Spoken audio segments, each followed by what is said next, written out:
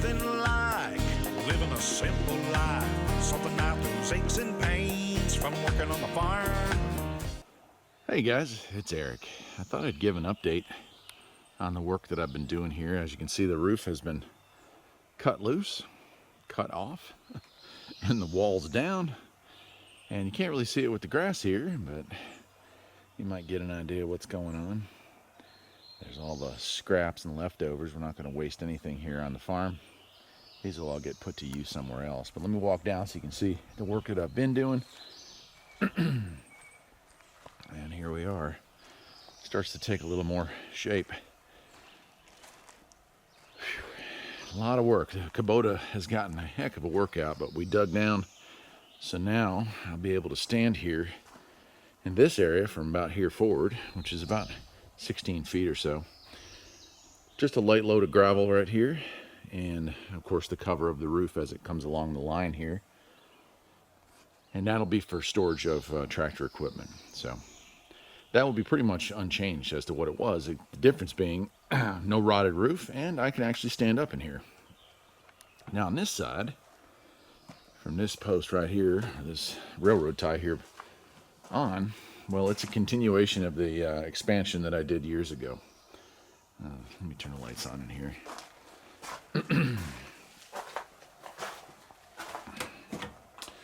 So this is 9 foot by 16. I think that's what we made it. Maybe 20, I can't remember. Well, now we're pretty much doubling that. We're giving it another 16. So it's going to be about 32 feet by 9. Of course, the chimney's in the way there, so a little bit closer maybe. But overall, what we're doing is we're adding space. And this, I'm going to be concreting. In fact, I've purchased 3 pallets of ready set or concrete mix, pre-mix. And I bought one of those Harbor Freight, and this will be a separate video. But I got a Harbor Freight concrete mixer that I'll be putting together. And we're going to do it in sections and just move along here, 3 foot by 9 foot sections. And we'll just concrete that little by little over the course of the next few weeks. And we'll have a nice concreted area.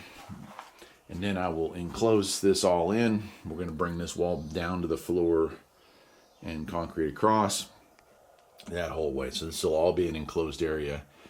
And this is going to be for shop equipment. I've been doing a lot more repair work here at the house, and that is expected to continue as the economy continues to worsen.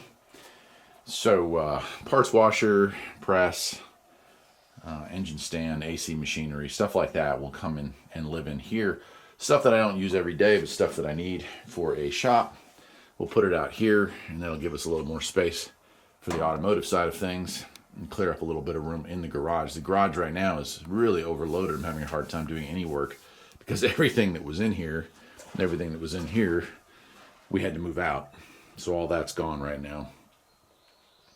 So that is what has been going on. Like I said, I thought I'd give you an update. We're really blessed. I bought all this lumber over a year ago when right before I had my back injury. So we got this at the perfect time because the cost of everything is just through the roof right now.